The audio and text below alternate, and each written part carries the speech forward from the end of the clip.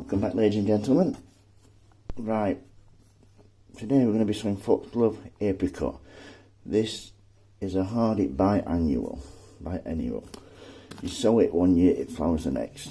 So first of all, as normal, get your peat-based compost, fill your tray up to about a centimetre, half centimetre below the top, and then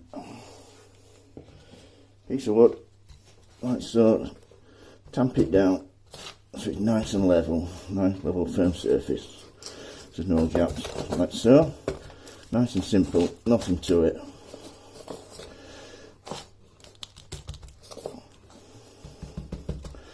Once that's done,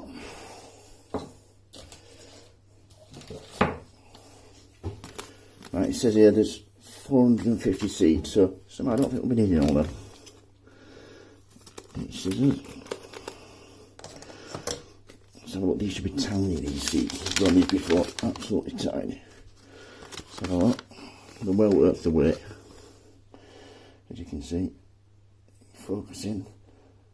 Absolutely. If you want to, you can always use a bit of flour, just make them stand out a little bit. Mix a little flouring with them, just so they stand out. So all you want to do is just gently space them out. Nice and evenly, like so, and you don't use, back in the packet,